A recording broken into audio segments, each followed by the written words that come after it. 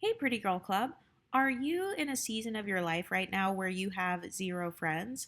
If so, that's totally normal. I want to talk about that because one thing I've noticed is that there are actually some people who will refuse to be friends with you, or if you set boundaries with them, then they no longer want to be friends with you. So I kind of want to talk about that dynamic. I also want to talk about how what people don't seem to realize about friendships is that people go through different seasons in their life. And I've noticed that sometimes if people want to stereotype you negatively as the pretty girl, they'll be like, oh, well, you have no friends because you're just a toxic bitch because you just think you're better than everyone. And that's why you have no friends. And it's like some people are going through transitions in their lives. Maybe they're going off to college or they're moving to a new city or they just don't have the same habits that they had before. Maybe you used to smoke and drink and party and stuff, and now you're a little bit older and you don't do that stuff anymore. Maybe you're working a lot. So I've noticed that's something that people don't take into consideration. I remember when I was in college, my friends, they wanted to do a lot of like partying and kind of chasing after guys and stuff.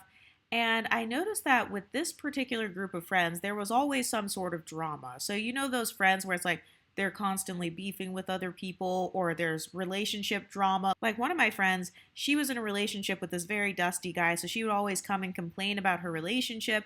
And then I would try to say, like, oh, are you okay? Like, are you sure you should be with him? Because you deserve to be treated better. And then she would get mad at me. I remember once I cut off all of those friends, I cut off like my three closest friends. So I technically had no close friends anymore, but I had so much peace. And that's one of the reasons why I actually support going through different seasons in your life where maybe you don't have friends, because sometimes you have to go through this transition phase where it's like you're removing the toxic people out of your life, you're removing the people out of your life who are leveled down, and you get to spend more time focusing on yourself. Because something else that a lot of people don't take into consideration is friendships actually require energy. So you have to like text that person, you guys have to keep up with each other, you have to make conversation with that person, make time to spend with them, go out, maybe pay for your lunch or something, and then they're paying for their lunch. So friendships actually cost time and money. And another thing that I've learned over the years as I've got older is that when it comes to friendships and stuff, it is actually a privilege to be my friend. I consider myself to be a good friend. I think I'm very supportive and kind. And so it's actually a privilege to have me in your life as a friend.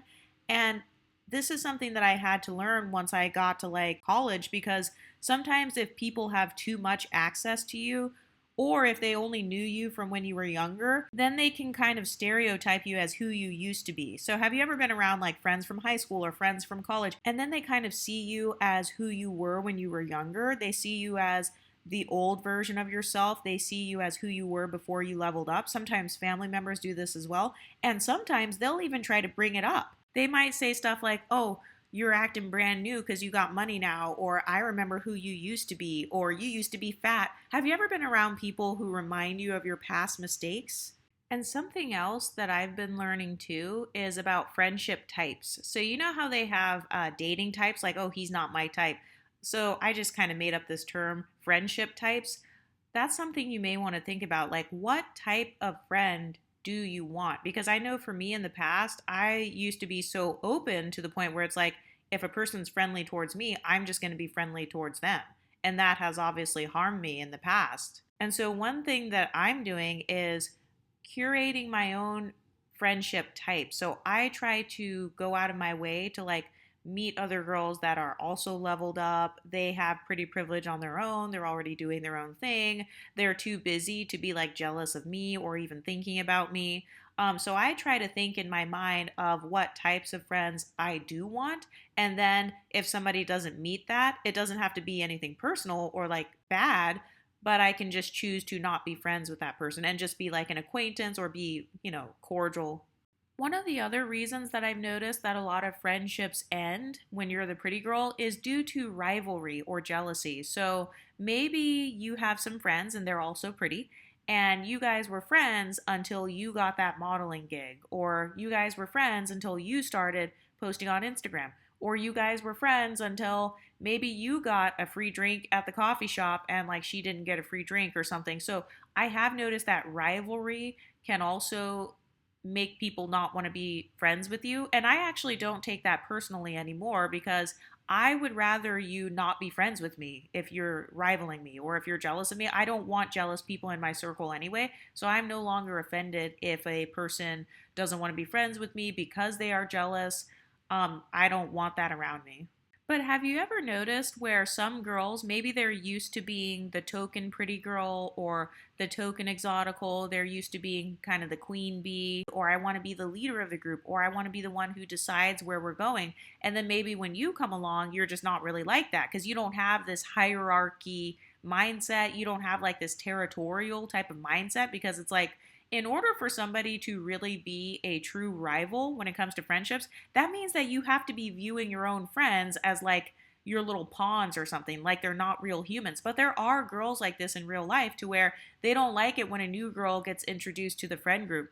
I mean, I've had people in real life where I've made friends with a certain girl, and then this other girl who says that she's that girl's best friend will like not like me or be mean to me or something.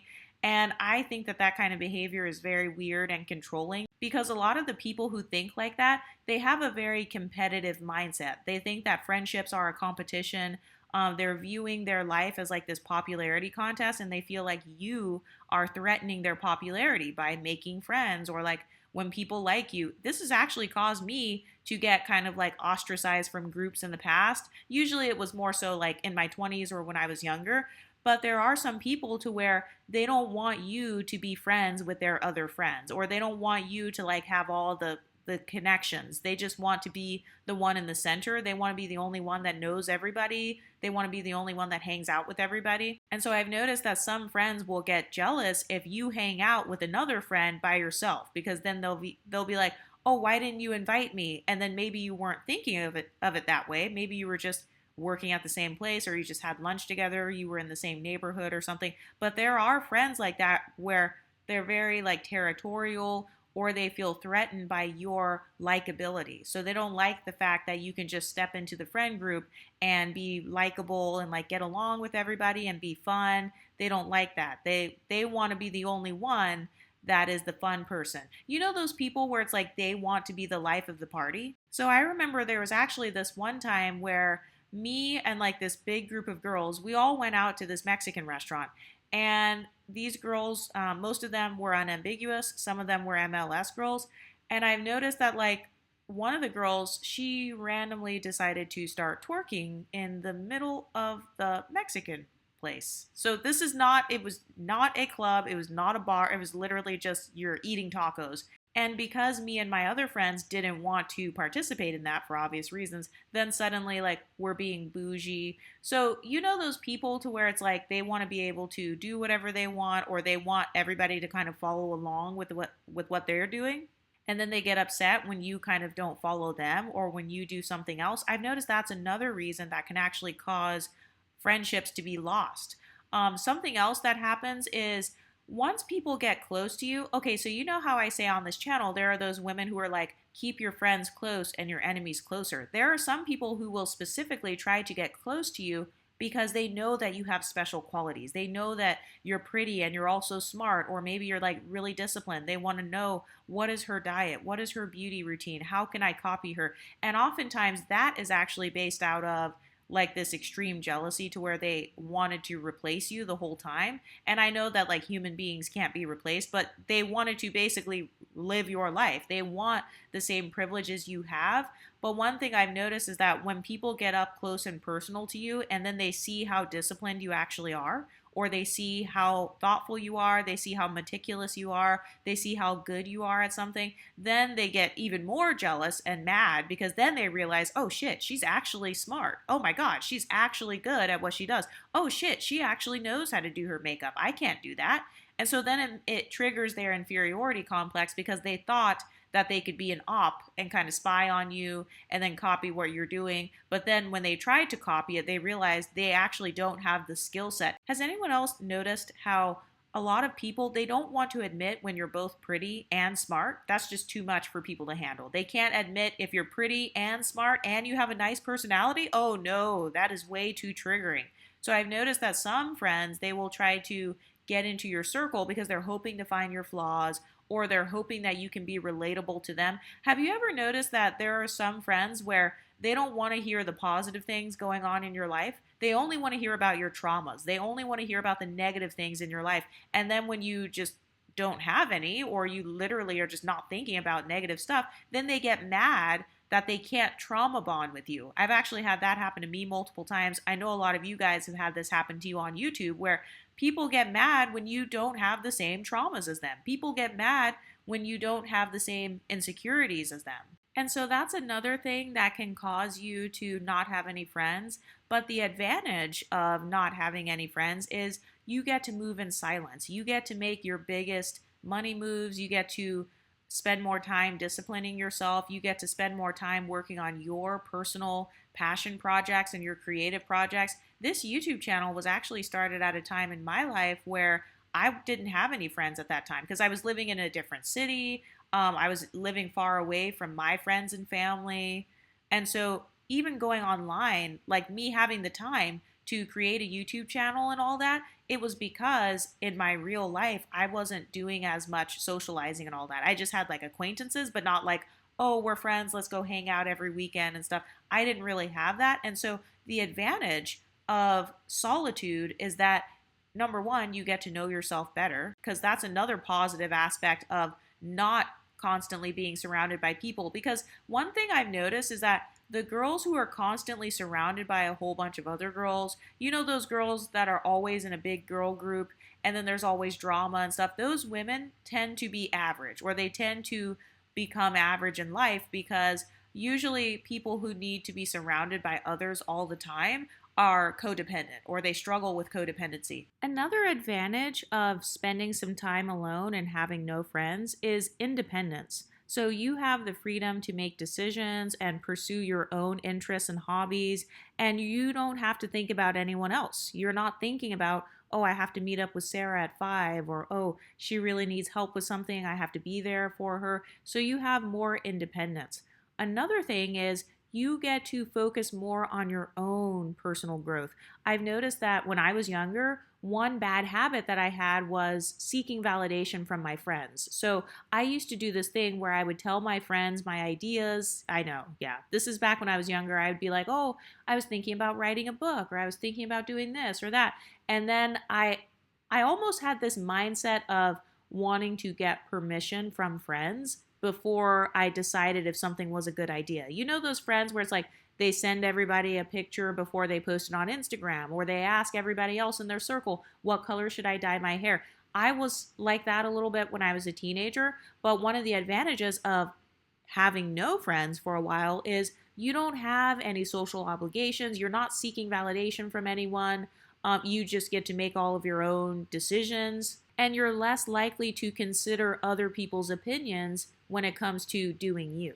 Another thing that I noticed was that the more people that were in my business, the less growth I was able to have, or like the harder it was to grow. So no shade towards religious people, but when I used to be in the church, especially kind of those smaller churches, and everybody knows who you are, everybody knows your mom and dad, everybody knows everything about you, the more people knew about me and the more people would ask me questions and question everything I was doing, the more difficult and tedious it was for me to grow.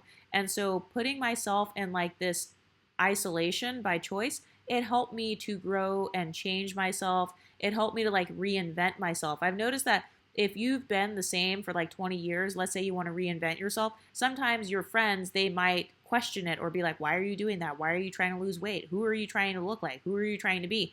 And so it makes it harder sometimes to grow if your friends don't support that. Another positive aspect of being on your own is you get to be more introspective. So you don't have all this noise. You don't have a bunch of other people's voices in your head. You have the space to explore your own thoughts and feelings. You get to determine what your own values are, because I know that for me, anytime that I have cut off a toxic friend group in my past, I have had so much more peace. And so that's why, even on YouTube, that's why I'm actually very generous with the block button. I have no problem blocking people or removing people if I have to from like the Discord or Patreon or whatever. I don't care how long that person has been around. But if I feel like there's any sort of drama starting, or like that person doesn't seem to have my best interest, or they're not supportive of me, then I set very strong boundaries now because I value my feminine space. I've noticed that if I have too many people in my personal space, like in my mental and emotional space, it seems to hinder my femininity. It seems to hinder my creativity. I don't know why I naturally associate creativity with femininity because I feel like as women, we create life, like we can birth babies and stuff. So for whatever reason, I've noticed that if I have too many people in my ear, too many people have access to me, it actually hinders my creative process because I don't have that time and space to really like think about, okay, what videos do I want to make? What outfits do I want to wear? What kind of spa treatments do I want to get? Because I'm too busy talking on the phone or gossiping about something. So I've noticed it's much easier for me to like kind of raise my vibe when I'm alone sometimes. And it's funny because I'm an extrovert, but I do enjoy time alone too. Another advantage of spending time on your own is there's no drama, there's no conflict. Any drama or conflict is only the conflict within yourself, and now you have more time and energy to focus on resolving that. I would have never been able to develop myself if it weren't for moving into my own apartment, like no longer living with roommates or friends and family and stuff. If it weren't for that, I wouldn't have been able to grow. As soon as I moved away from my hometown, got away from all those people that knew me before, it was so much more peaceful because I didn't have any back and forth. I didn't have anybody to please. And sometimes if you have a really, really big friend group, it's only a matter of time before some of those girls start arguing with each other. Like when I was in college, the girls who lived in my dorm, so they had like the different floors of the dorm and like the different little pods and sections in the dorm. So the girls in my pod area, they all wanted to hang out and like be friends and just hang out in a group of 10 or 20 girls. I don't like hanging out in big, huge groups like that, especially in person, because with them, there was always someone that was beefing with the other person. There was always someone that would come back and gossip about another girl.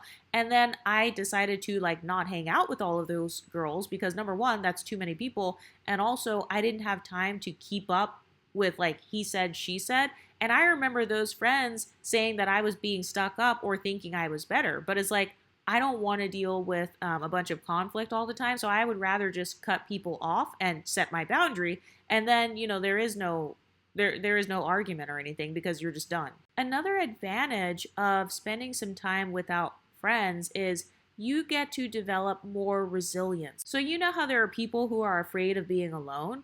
Oftentimes it's because they probably have not been alone. They've probably always been around friends, family, their kids, their boyfriend, their girlfriend, people at work. You know those people who like they become BFFs with people at work and then they hang out with that person outside of work.